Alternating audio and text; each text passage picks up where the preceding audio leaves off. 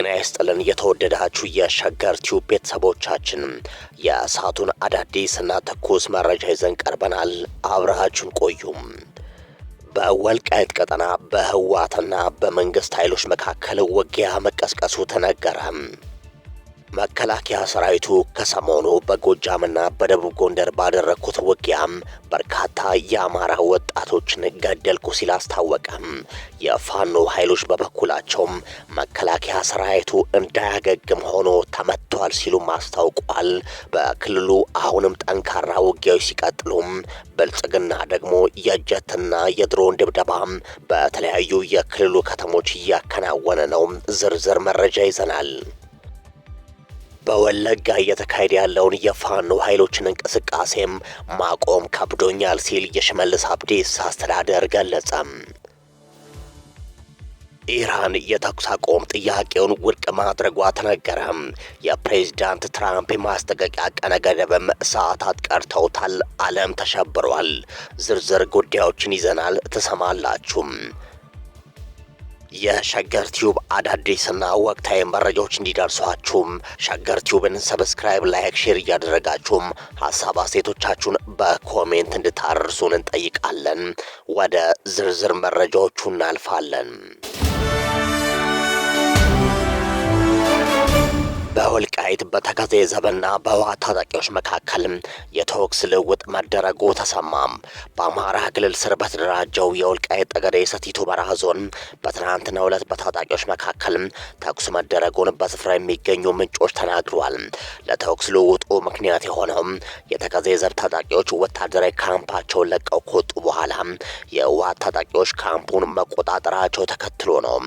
ይህ የተከዜ ዘብና የመከላከያ ሰራዊት የጋራ ወታደራዊ ካምፕ የሚገኘው አባሻረው እርሻ በተባለ ስፍራ ላይ ሲሆን ቦታው እጅግ ስትራቴጂክ እንደሆነም ምንጮች ያስረዳሉ። ከትናንት በስቲያ በዚህ ካምፕ የሚገኙ የተከዜ ዘብ ታጣቂዎች ወታደራዊ ካምፑን ለቀው መውጣታቸውን ተከትሎም በቅርብ ርቀት ላይ የሚንቀሳቀሱት የህወሓት አርሚ ሰባ አባላት ካምፑን መያዝ ችለዋል። ይህን ተከትሎ በአካባቢው ሰዓታትን የፈጀም ከባድ ውጊያ በሁለቱ ኃይሎች መካከል መደረጉ ተነግሯል። ከገለልተኛ አካላት ማረጋገጥ ባይቻልም አንድ የአካባቢው ምንጭ ግን በዚህ ውጊያ በርካታ የአርሚ ሰባ ታጣቂዎች እንደተገደሉና እንደቆሰሉ ተናግረዋል። 4 የታጣቂዎቹን አስክሬን በአይኔ ተመልክቻለሁ የሚሉት እኚሁ ምንጭ ከተኩስ ልውውጡ በኋላ የአርሚ ሰባ ታጣቂዎች ወደ ሱዳን ግዛት መሸሻቸውም ተሰምተዋል። በአማራና ትግራይ ክልሎች መሃል ውዝግብ በሚነሳበት የወልቃይት ቀጠና የጸጥታ ችግሮች ከዕለት ወደ ዕለት እየተባባሱ ነው። በዚህ ቀጠና ካለፉት ወራት ወዲህ የህወሓትና የፌዴራል መንግስት ኃይሎች ከፍተኛ ቁጥር ያለው ሰራዊታቸውን እያስጠጉ እንደሆነ የተለያዩ ምንጮች ያረጋግጣሉ። የአማራ ኃይሎችና የትግራይ ኃይሎች በቅርብ ጊዜም 4 ኪሎ የመሸገውን የብልጽግና መንግስት ለማስወገድ በጋራ እየሰሩ እንዳለ የተለያዩ መረጃዎች ሲወጡ ነበረ። የብልጽግናው መንግስት በበኩሉ የአማራና የትግራይ ህዝቦች እንዳይታረቁና እንዳይገናኙም በዋናነት የወልቃይት ካርድን እየመዘዘም እየተጠቀመበት እንዳለ ይታወቃል። ምንም እንኳን የወልቃይት አስተዳደር የብልጽግና ወኪልና ተላላኪ እንደሆነ ቢነገርም የፋኖ ኃይሎችም የወልቃይት ቀጠና ቀይ መስመራቸው እንደሆነ መናገራቸው ይታወቃል። የፋኖ ኃይሎችና የቲዲኤፍ አመራሮች ወልቃይትን በተመለከተ 4 ኪሎ ያለው የኦህዴድ ብልጽግና ከተገረሰሰ በኋላ በጠረጴዛ ዙሪያ ውይይት ይደረገበታል በሚል መስማማታቸው እየተሰማ ነው። በዚህ ምክንያት በፋኖና በቲዲኤፍ መካከል ያለው ወታደራዊ ግንኙነት እየተጠናከረ እንደሆነና በቅርቡ 4 ኪሎ ባለው የኦህዴድ ብልጽግና ላይ ዘመቻ ሊጀምሩ እንደሆነ እየተሰማ ነው። በርካታ ኢትዮጵያውያንም የሁለቱ ኃይሎች ጥምረትንም በበጎ እየተመለከቱ ነው። በተለይም በባለፉት 8 ዓመታት ሀገሪቱን ሰላም አልባ አድርጎ የጦርነት ቀጠና እንደዚሁም ህዝቡን በኑሮ ውድነት እያጎሳቆለ ዜጎችን ከመኖሪያ ቤታቸው በኮሪደር ስም እያፈናቀለ ያለው ብልጽግና ፓርቲ በቲዲኤፍና በፋኖ ኃይሎች ይገረሰሳል በሚል በርካቶች እምነት አላቸው። በዚህም በርካታ ኢትዮጵያውያን ቲዲኤፍና ፋኖ ተጣምረው ወደ 4 ኪሎ የሚያደርጉት እንቅስቃሴም በበጎ ጎኑ እንደሚመለከቱት በርካታ ዘገባዎችም እንደ ማሳያነት ይቀርባሉ።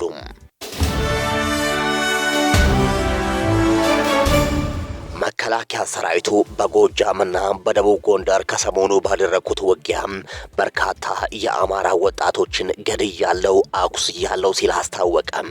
የፋኖ ኃይሎች በበኩላቸው ሰራዊቱ እንዳያገግም ሆኖ ተመቷል ሲሉ አስታውቋል።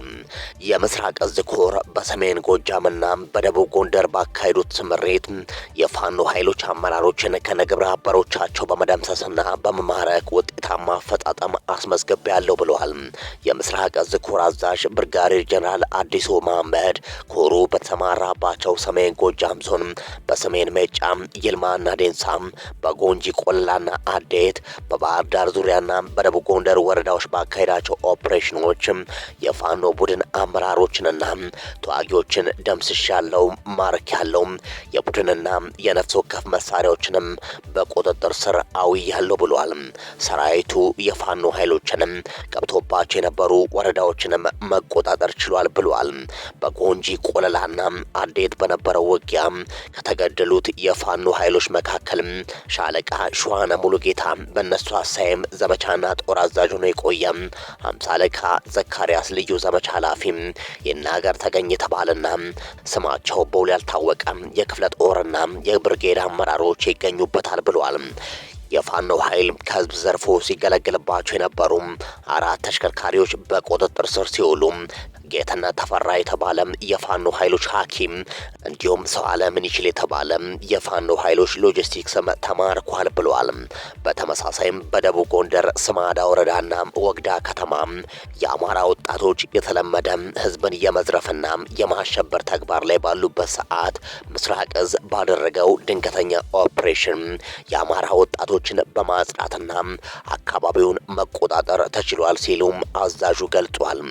የአማራ ወጣቶች በስማዳ ወረዳና በወግዳድ ሾልኮ ቢገቡም ምስራቅ እዝ ከክልሉ የጸጥታ ኃይል ጋር በመቀናጀት የአማራ ወጣቶችን የገቡበት ገብቶ በመቀጥቀጥ በማጽዳት ህዝቡ መንግስት አገልግሎቶችን ከያስተዳደሩ ማግኘት እንዲችልም አድርጓል ብሏል። በስምሪቱ ከተለያዩ አካባቢ ተጠራርተው ጥፋት ለመፈጸም ያሰቡ የአማራ ወጣቶች በሰራዊታችንና በክልሉ የጸጥታ ኃይል መደምሰሳቸው ተገልጧል ብሏል። እነዚህ ኃይሎች እንግዲህ ከዚህ ቀደም የኢትዮጵያ ሉዓላዊነትና ዳር ድንበር ሲያስጠብቅ የነበረው የመከላከያ ሰራዊቱም የአማራ ወጣቶችን ቤታቸው ድረስ እየሄደ ገደልኩ፣ ደመሰስኩ፣ አጠፋው እያለ በየጥሻውና በየቀበሌው እንደ ሚሊሻ ተሰማርቶ ህዝቡን እየጨፈጨፈ እንዳለ ዓለም አቀፍ ተቋማት ጭምር እየዘገቡበት ይገኛሉ። በተለይ ከባለፉት 8 ዓመታት ጀምሮ መከላከያ ሰራዊቱ ዳር ድንበሩን ማስከበር ተስኖት የአንድ ግለሰብ ወንበር ጠባቂ መሆኑም እየታወቀ ነው። በህዝቡ የተናቀ የተጠላ መከላከያ ሰራዊት ሆኗል። ከዚህ ቀደም መከላከያ ሰራዊት በኢትዮጵያ በየትኛውም አካባቢ ሲገባ መጡልን የኛ ጀግኖች ይባል የነበረ ቢሆንም አሁን ግን መከላከያ ሰራዊቱ በየገባበት ቦታ ሁሉም እንደ ወራሪና እንደ ጠላት ጦር እየታየ ይገኛል። መከላከያ ሰራዊቱ ከዚህ ድርጊት ወጥቶም የሀገርን ዳር ድንበር ካላስከበረና በየጤሻው እንደ ሚሊሻ ተሰማርቶ የአንድ ግለሰብ ዙፋንን ለማስጠበቅ የሚያደርገውን እንቅስቃሴ ካላቆመ በቀር መጨረሻው እንደ ደርግ ሰራዊት መበታተን ሊሆን ይችላል ሲሉም በርካታ የፖለቲካ ተንታኞች ይገልጻሉ። የፋኖ ኃይሎችም ከሰሞኑ ባደረጉት ውጊያ ይህንኑ መከላከያ ሰራዊት እንዳያገግም ሆኖ ተመቷል ሲሉ አስታውቋል። የፋኖ ኃይሎች ለብልጽግናው የዙፋን መንበር ሲዋደቁ የተማረኩ የሰራዊቱ አባላትን በማሳየት በምዕራብ አማራ ቀጠና በተካሄደው መብረቃዊ ኦፕሬሽን የመንግስት ሰራዊት ዳግም ማገገም በማይችልበት የሞራል ስብራት ውስጥ ዘፍቀኗል ብሏል። ከፍተኛ አዛዦችን ጨምሮ በአሁኑ ሰዓት በቀሪው ወታደር ዘንድ ቀጣዩ ተራ የማን ነው የሚል ሽብር መንገሱንና መላው የጦር መዋቅሩ በተስፋ መቁረጥ ማዕበል እየተናወጠ እንደሚገኝ ተናግሯል። በደጋዳ ሞት ፈረስ ቤት በአዴትና በጎንጂ ቆለላ በተካሄደው በዚህ ተጋድሎ ከ400 በላይ ወታደሮች መደምሰሳቸው ብቻ ሳይሆንም የከፍተኛ ወታደራዊ አዛዦች በፋኖ መማረክ በብልጽግና የተባለውን የጥፋት ኃይል ራቁቱን ያስቀራና የሞራል ስብራቱን ባለም አደባባይ ይፋ ያደረገ ሆኗል። ከጥቃቱ ፍጥነትና ከአጥቂዎች ፍጹም ጀግንነት አንጻር የመንግስት ኃይል የተዘነዘረበትን ምት መመከሻ ሽራፊ ደቂቃ እስኪያጣ ድረስ አፍረክርክኗል ሲሉ የፋኖ ኃይሎች ገልጿል። ፋኖ የበላይነቱን ዳግም ከፍ አድርጎ የሰቀለበት ሲሆንም በአንጻሩ የመንግስት ኃይል የውድቀት ሱናሚም መጥቶታል ተብሏል።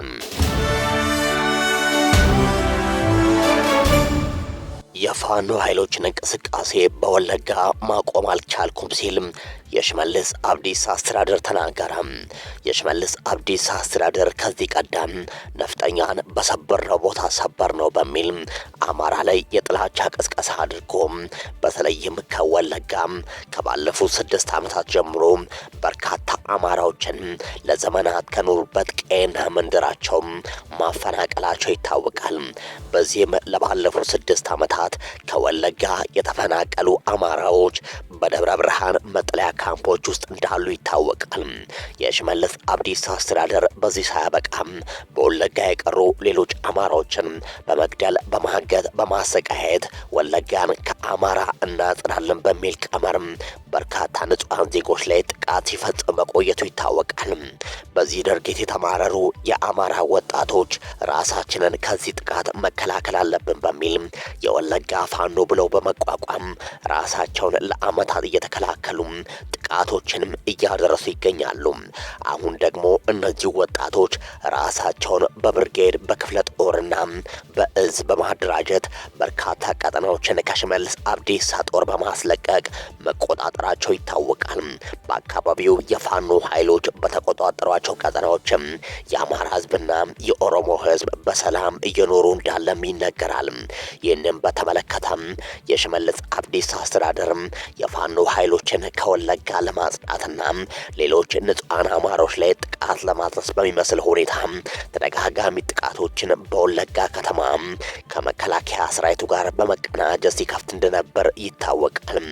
በዚህም ከሰሞኑ የኦሮሚያ ጽንፈኛ ሚዲያዎች ያወጡት መረጃ እያነጋገረ ነው። የመንግስት መዋቅር ቅራኔ በወለጋ ይላል። የኦሮሚያ ጽንፈኛ ሚዲያዎች ያወጡት መግለጫ በጸጥታ ኃይሎች የሚያዙ ታጣቂዎች በባለስልጣናት ይሁንታ ከስር እየተለቀቁ መሆኑ ተጋለጠ ይላሉ። በምስራቅ ወለጋና ሆሮ ጉዱሩ ወለጋ ዞኖች ውስጥ በጸጥታ ኃይሎች በከፍተኛ ጥረት በቁጥጥር ስር ያሉ የፋኖ ታጣቂዎችና ደጋፊዎቻቸው በመንግስት መዋቅር ውስጥ በተሰገሰጉ ሙስናና የጥቅም ትስስር ሰበብ ከስር እየተለቀቁ መሆኑን የአካባቢው ምንጮች አጋልጧል። የህዝብን ደህንነት ለማስጠበቅ የሚጥሩ የብረት ትግል የሚያካሂዱ ተጠርጣሪዎችንም የፍትህና የአስተዳደር አካላት በጓሮ በር ሲለቋቸው ማየት የህዝብን ስጋትና ብሶት በእጅጉ አባብሶታል ይላል የኦሮሚያ ጽንፈኛ ሚዲያዎች መረጃ። ጉዳዩን በቅርበት የሚከታተሉ ነዋሪዎች እንደሚያስረዱ ደግሞ በአንድ በኩል የአካባቢው ሚሊሻ ፖሊስና የጸረ ሽምቅ ኃይሎች ታጣቂዎችን አድነው ለህግ ለማቅረብ የሞት ሽረት ትግል ሲያደርጉም፣ በሌላ በኩል ደግሞ የመንግስት አስተዳደር መዋቅርና ደህንነት የጸጥታ ኃይላችንን እርምጃ የሚያጥረሽ ተግባር ይፈጽማል ሲልም ይገልጻል። ይኸው ከኦሮሚያ ጽንፈኛ ሚዲያዎች መካከል አንዱ የሆነው ኦኤምኤን የተባለው ሚዲያ በተለይ የኦሮሚያ ሚዲያ ኔትወርክ የተባለው መገናኛ ብዙሃን በአማራና በኦሮሞ ንጹሃን ዜጎች መካከል ግጭትና ጦርነት እንዲቀሰቀስ ከባለፉት 8 ዓመታት ጀምሮ በርካታ የዘር ጭፍጨፋ ጥሪዎችን በአማራው ህዝብ ላይ እንዲደረግ ሲቀሰቀስ መቆየቱ ይታወቃል። አሁን ደግሞ ራሳቸውን ለመከላከል እንዲደራጁ በሚነገርላቸው የአማራ ወጣቶች ላይ የሚያወጣው መረጃ በርካቶችን እያነጋገረ ነው። ላለፉት 6 ዓመታት የወለጋ ቀጠና የኦሮሞ ነጻነት ጦር የሚንቀሳቀስበት የፋኖ ኃይሎችም የመንግስት ወታደሮችም የሚንቀሳቀሱበት ከፍተኛ የጦርነት ቀጠና እንደሆነ ይታወቃል። ላለፉት 8 ዓመታትም የድሮንና የአየር ድብደባዎች ያልተለዩት አካባቢ ቢኖር ወለጋ ነው ማለት ይቻላል። ኢራን የተኩስ አቁም ጥያቄን ውድቅ ማድረጓ ተነገረ። የፕሬዝዳንት ትራምፕ የማስጠንቀቂያ ቀነ ገደብም ሰዓታት እንደቀሩት እየተነገረ ነው። በመካከለኛው ምስራቅ እየተካሄደ ባለው ጦርነት ዙሪያ የቀረበውን የተኩስ አቁም የሰላም ጥያቄን ኢራን ውድቅ ማድረጓ ተሰምቷል።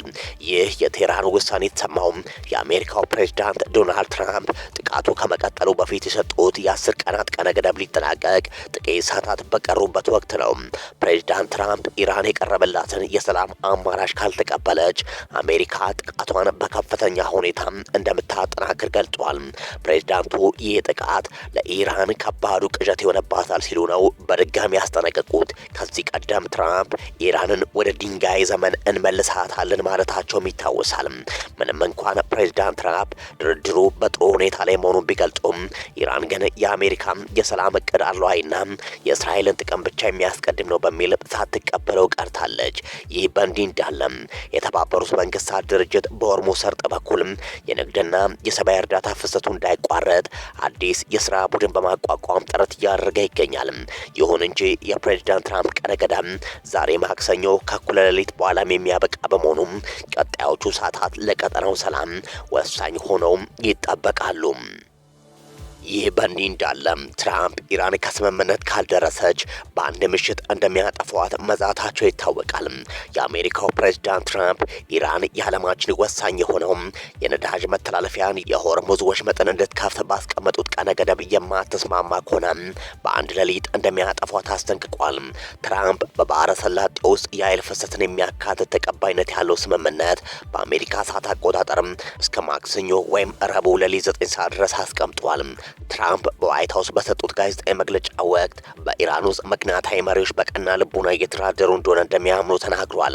ነገር ግን ውጤቱ እስካሁን ድረስ ምን እንደሆነ አልታወቀም። ኢራን ጊዜያዊ የተኩስ አቁም ስምምነት ላይ የቀረቡ ሀሳቦችን ውድቅ አድርጋ በምትኩ ግጭቱ በቋሚነት እንዲቆምና ማዕቀቦች እንዲነሱ ጥሪ አቅርባለች። ትራምፕ ጋዜጣዊ መግለጫውን የሰጡት ከአሜሪካ ጦር ኃይል የጋራ እዝ ሊቀመንበር ጀነራል ዳን ኬንና ከመከላከያ ሚኒስትሩ ፒት ሄጌስት ጋር ነው። ባለስልጣናቱ መግለጫውን የሰጡት የአሜሪካ ጦር በደቡባዊ ኢራን የተከሰከሰው ኤፍ-15 ተዋጊ አውሮፕላን አብራሪና የመሳሪያ ስርዓት ባለሙያውን በተሳካ ሁኔታ ማዳን ከቻለ ጥቂት ቀናት በኋላ ነው። የትራምፕ አብዛኞቹ አስተያየቶች የበረሃ አባላቱን ለማዳን የተደረገውን ጀግንነት ማሞካሸት ላይ ያተኮረም ሲሆን የሆርሙዝ የባህር ወሽመጥ ማክሰኞ በተያዘለት የጊዜ ገደብ እንደገና ካልተከፈተ አሜሪካ በኢራን የኃይልና የትራንስፖርት መሰረተ ልማቶች ላይ ጥቃት ልትሰነዝር እንደመቻል በድጋሚ አስጠንቅቋል። መላ ሀገሪቱን በአንድ ሌሊት ሊያጠፋ ይችላል፣ ያ ምሽት ደግሞ ነገ ማታ ሊሆን ይችላል ሲሉም ሰኞ ዕለት ተናግረዋል። ከሸገር ቲዩብ ለእሳቱ ያዘጋጀናቸው መረጃዎቻችን እነዚህ ነበሩ። ሀሳብ አስተያየቶቻችሁን በኮሜንት አድርሱን። ቻናላችንን ሰብስክራይብ እና ሼር በማድረግ አጋርነታችሁን አሳዩን። በያላችሁበት መልካም ጊዜን ተመኘን።